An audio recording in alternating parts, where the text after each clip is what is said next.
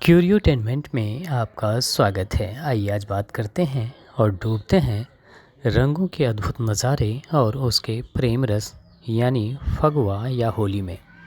दोस्तों, रंगों का पर्व होली, जिसे करीब करीब हर देश और समाज के लोग विभिन्न रूप में मनाते हैं।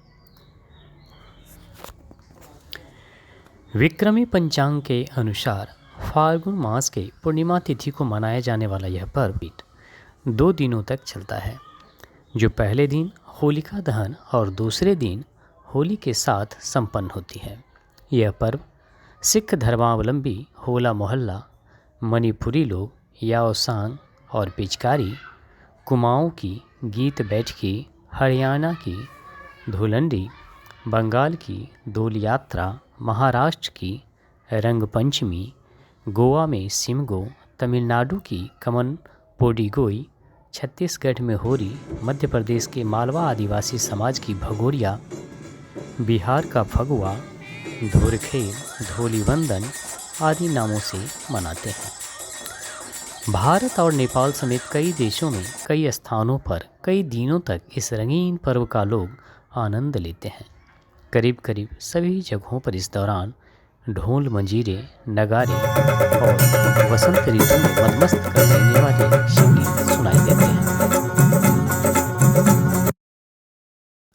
पाकिस्तान, बांग्लादेश, नेपाल, मॉरिशस, श्रीलंका, कैरेबियाई देश गुयाना, सूरीनाम, त्रिनिडाद के साथ ही कई अन्य देशों में भी इस त्यौहार को बड़े ही धूमधाम से मनाया जाता है। वहीं भारत की बात करें तो ब्रज, बरसाना और वृंदावन की लट्ठमार होली देशी नहीं बल्कि विदेशों में भी काफ़ी लोग, जिसके कारण काफ़ी संख्या में पर्यटक इस उत्सव का आनंद लेने मथुरा पहुंचते हैं। होली की प्राचीनता इसी से लगाया जा सकता है कि इसकी चर्चा नारद पुराण, भविष्य पुराण जैसे ग्रंथों में भी है। साथ ही कई पुराने कलाकृतियों एवं चित्रों में भी होली के हर्षोल्लास को दर्शाया गया है। पौराणिक कथाओं में होलिका दहन को लेकर कई कहानियाँ प्रचलित रही हैं, लेकिन सबसे ज़्यादा प्रचलित कहानी के अनुसार महर्षि कश्यप और उनकी पत्नी दीति के 2 पुत्र और 1 पुत्री थीं। बड़े पुत्र का नाम हिरण्यकशिपु और छोटे पुत्र का नाम हिरण्याक्ष तथा पुत्री का नाम होलिका था। हिरण्यकशिपु अपने कठिन तपस्या के बल पर भगवान ब्रह्मा को प्रसन्न कर लिया और वरदान में मांगा कि वह न मनुष्य से और न ही पशु से, न घर में न ही बाहर में, न दिन में न ही रात में, न अस्त्र से और न ही शस्त्र से उसके प्राण को कोई डर रहेगा। ब्रह्मा जी से इस वरदान को पाकर हिरण्यकशिपु स्वयं को ईश्वर समझने लगा और उसने देवराज इंद्र समेत करीब करीब सभी को प्रताड़ित करने लगा। हिरण्यकशिपु का विवाह कयाधु से हुआ और प्रहलाद, अनुहलाद, सहल्लाद और हल्लाद नामक 4 पुत्र हुए। बड़े पुत्र बालक प्रहलाद को छोड़कर अन्य सभी उसके कथनानुसार कार्य करते थे। इससे हिरण्यकशिपु को बड़ा ही क्रोध रहता था, क्योंकि प्रहलाद उसे ईश्वर नहीं मानता था। प्रहलाद का कहना था कि आप ईश्वर के अंश हैं, ईश्वर तो परम ब्रह्म परमात्मा विष्णु हैं।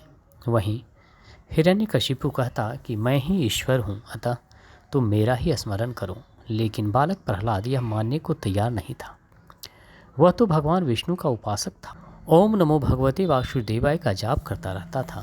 पुत्र हठ से क्रोधित हिरण्यकशिपु ने सैनिकों को आदेश दिया, इस दुष्ट बालक को जहरीले सांप के छत्र में छोड़ाओ।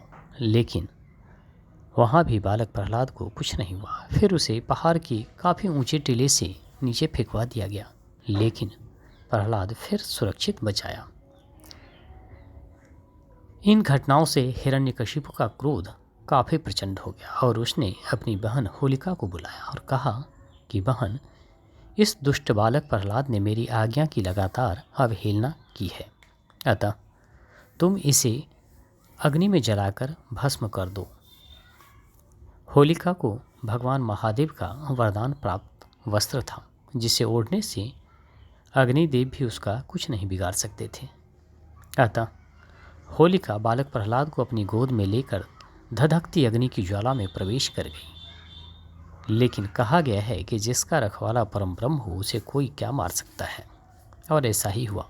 पवन देव के तेज झोंका में होलिका का वरदान प्राप्त वस्त्र उड़कर भक्त प्रहलाद के शरीर को ढक दिया, जिससे विष्णु भक्त प्रहलाद बच गया। वहीं होलिका उसी अग्नि में भस्म हो गई। ईश्वर की इस अद्भुत महिमा से सभी भक्त अत्यंत प्रफुल्लित हुए और होलिका दहन की प्रथा शुरू हो गई।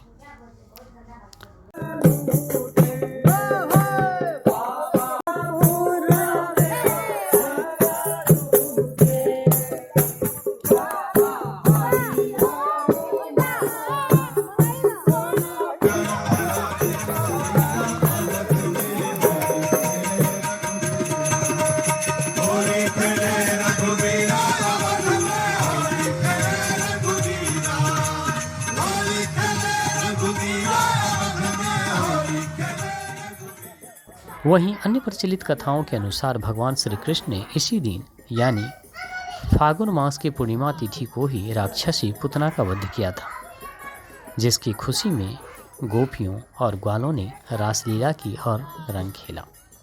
वहीं कई अन्य प्राचीन कथाओं के अनुसार वैदिक काल में इस पर्व को नवात्रष्टि यज्ञ कहा जाता था।